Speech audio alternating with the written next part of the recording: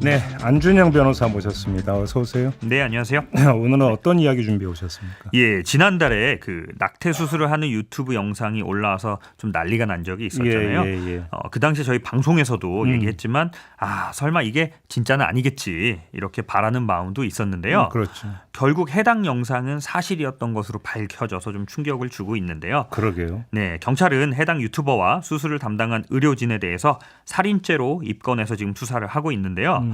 지난번에는 과연 만삭에 낙태를 한 것이 어떤 죄가 되느냐 이런 이야기를 주로 다뤘다면 이번에는 해당 사건의 이면에 숨겨진 이야기를 조금 더 깊게 해보고자 합니다. 일단 이 해당 여성을 어떻게 찾아낸 건가요?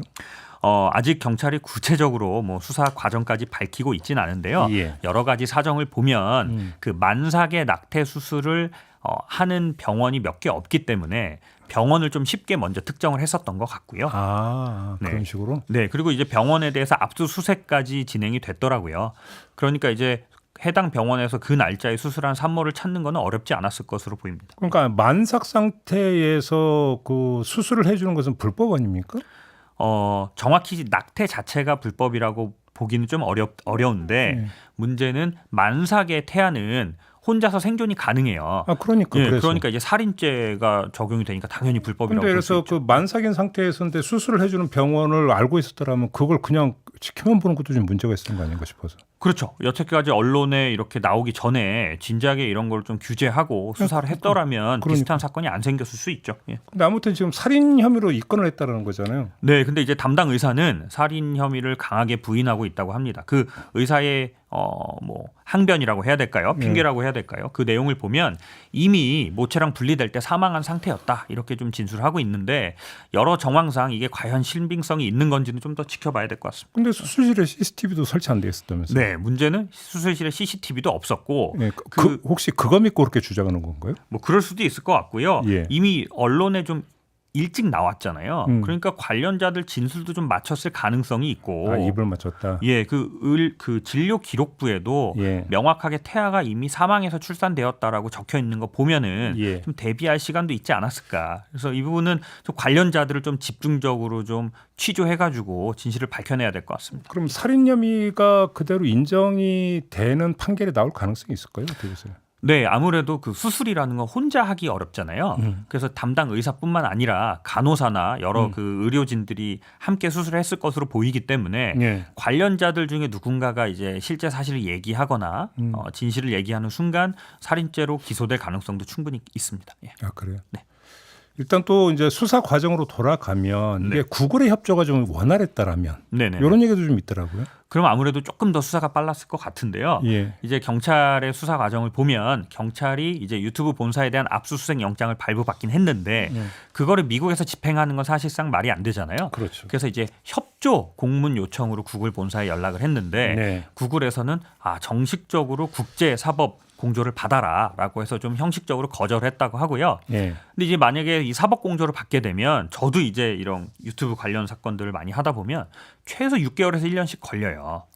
근데 여기서 우리가 이거는 한번 좀 전반적으로 입체적으로 한번 정리를 해야 되는 게 유튜브 채널을 가지고 범죄를 저지르거나 유튜브 채널 자체로 범죄를 이용하는 경우가 지금 이제 나타나고 있는 거잖아요. 요즘 많죠. 그러면 이거는 좀 뭔가 좀 이게 그 제도적으로 정비하는 것은 물론이고 구글하고도 좀 얘기가 좀 돼야 되는 거 아닌가요? 예, 그런 필요가 좀 있을 거라고 보입니다. 근데 다만 구글 본사는 어디까지나 이제 미국 회사고 미국에서 죄가 안 되는 것까지 정보를 제공할 수 없다. 뭐 이런 취지거든요. 근데 이제 유튜브에서 제일 많이 문제되는 것들이 이제 주로 명예훼손 같은. 그렇죠. 근데 명예훼손 사실 미국에서는 형사죄가 아니기 때문에 이제 그런 것들은 되게 정보를 받기 어려워서 최근에는 어떤 일이 있었냐면 그 연예인 장원영 씨가 이제 악성 유튜브를 잡는 과정에서 미국에다가 민사소송을 제기해 버렸어요. 그래서 미국 법원에서 구글 본사 상대로 정보 제공 요청을 받아가지고 그렇게 해서 이제 한국에서 특정을 한 적이 있었거든요. 참 어렵게 가는 거죠. 시간도 오래 걸리고 돈도 되게 많이 들죠. 그래서 일반인들이 이런 게 되게 어려워요. 그래서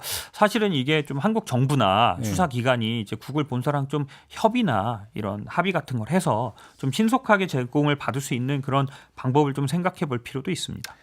알겠습니다. 좀 점검해야 될 게 여러 가지가 있는데 네, 그렇습니다. 오늘 한번 좀 초점을 여기에 맞췄으면 좋겠는데 네, 지금 이 출생통보제, 보호출산제 지난달부터 시행이 됐잖아요. 네, 지난달부터 시행됐습니다. 이 문제하고 좀 이 사건하고 연관지어서 좀 분석을 한다면 어떻게 분석해 주시겠습니까? 예, 원래 여태까지는 입양특례법이라는 게 있었어요. 예. 그 입양특례법에 뭐라고 나와 있냐면 친생모가 입양시설에 아이를 맡기기 전에는 출생신고를 반드시 하도록 규정이 되어 있단 말이에요.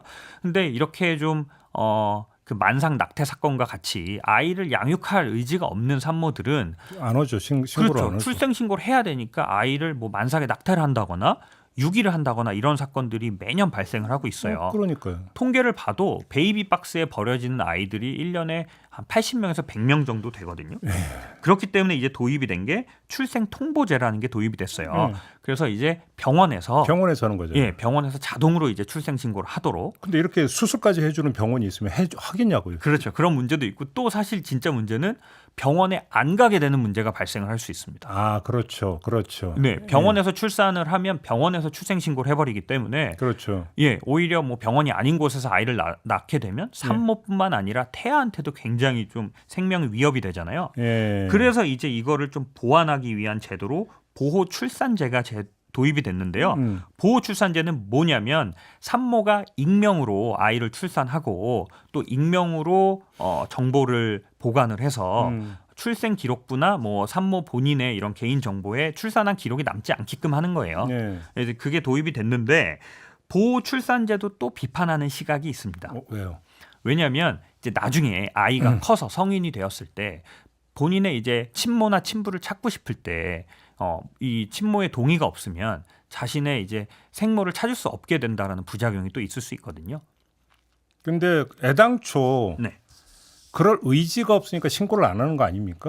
그렇죠. 예. 부모 입장에서는 예. 부모 된 사람은 그렇죠. 예. 그렇죠. 근데 이제 아동 입장에서는 예. 자신의 친모나 친부를 찾을 수 있는 것도 일종의 권리일 수 있기 때문에 예. 그 이제 산모의 권리와 태아의 권리가 이제 충돌하는 지점이라고 볼 수 있습니다. 그럼 어떻게 해야 된다고 생각하세요? 그래서 어쨌든 지금은 이제 보호출산제랑 출생통보제가 이러한 부작용이 염려됨에도 도입이 된 이유는 이제 버려지는 아이 또 생명이 위독해지는 아이를 보호하자. 그렇죠. 예, 아동의 생명권이 제일 중요하니까요. 제일 중요한 예, 거죠. 그래서 예. 이런 부작용이 있음에도 지금 시행이 됐고요.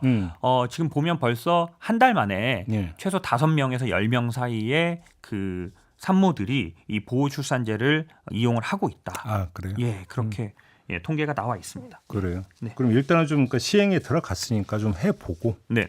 그죠? 혹시라도 뭐 부작용이나 좀 보완할 점이 있으면 이제 그 나중에 네. 이렇게 한번 좀 검토를 해보자. 네. 이렇게. 네, 근데 이제 보호 출산제만으로는 아이를 낳고 양육하도록 유도하는 게 좀 부족해요. 네. 그래서 이제 한부모 양육 가정에 대한 지원이 필요하잖아요. 그렇죠. 양육 환경이 만약에 주어진다면 네네네. 좀 지원이 된다면 꼭 아이를 버리겠느냐 요 얘기도 나올 수 있으니까. 그렇죠. 그렇죠. 그리고 제가 좀 찾아봤더니 예. 한부모 양육 가정한테 얼마 정도가 한 달에 지원이 될 것 같으세요? 얼마 안 될 것 같은데요. 네, 한 35만 원에서 40만 원 정도 지원이 되더라고요. 그럼 아이 없이 혼자 그 먹고 살려고 도저히 불가능한 돈인데. 그렇죠. 아이를 네. 어떻게 키워요 그 돈과? 그러니까요. 또 혼자서 아이를 키우다 보면은 소득 활동을 하는 것도 좀 불가능한데, 그렇죠. 물론 기초생활 수급비가 나오긴 하지만 추가로 나오는 돈이 30에서 40만 원 정도 가지고는 네. 아직까지는 아이를 키워라라고 이렇게 좀 얘기하기 좀 힘든 실정이죠. 예. 그러니까요. 사실 손보기로 작정을 하면 지금 해야 되는 게 한두 군데가 아닌 거죠. 그렇죠. 그런데 예. 그럼에도 불구하고 일단은 아이를 버리고 그것이 생명을 잃는 일로 연결이 되는 것은 어떻게든 먼저 막자.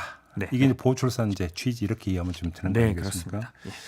그런 점에서 이 취지에 반대하는 사람들은 좀 없을 것 같고요. 네네. 다만 좀 어떤 현실적으로 시행 과정에서 혹시라도 좀 뭔가 허점이 이런 게 좀 나온다면 좀 보완이 돼야 되는 거 아니냐 이렇게 좀 봐야 될 것 같고. 네, 맞습니다. 아까 그 사건으로 돌아가면 뭐 기소나 이런 데는 전혀 문제는 없다고 봐도 되는 거죠. 근데 기소를 하기 위해서는 네. 좀 결정적인 증거가 좀 나와야 되는데요. 물증. 네, 근데 결국 수사기관에서도 지금 그런 물증을 기대할 수 있는 부분은 그 수술에 같이 들어갔던 간호사라든지 다른 의료진의 자백이 제일 필요하다고 보죠. 근데 일단 지금 쟁점이 되는 것은 정말로 아이가 그 사망한 상태는 아니냐. 네네. 이것만 쟁점이고 나머지는 거의 다 풀린 거 아닌가요? 그렇죠. 나머지는 다 풀렸는데 네. 그 아이가 살아서 태어났느냐, 그러니까. 죽어서 태어났느냐를 좀 입증을 해야겠죠. 그러니까 이제 그거는 이제 살인죄가 적용 가능하느냐 안 하느냐 이걸 가르는 요인이다 그거는. 네, 그렇죠. 우리나라 이제 낙태죄 처벌이 불가능하기 때문에 예. 살인죄로 의유를 해야 되는데 예. 그러기 위해서는 아이가 살아서 태어나고 그 다음에 죽었다라는 걸 수사기관에서 좀 증명을 해야 되는 상황입니다. 알겠습니다. 네네. 자, 오늘 이야기 좀 이렇게 마무리할게요. 안준영 변호사와 함께했습니다. 고맙습니다. 네, 감사합니다.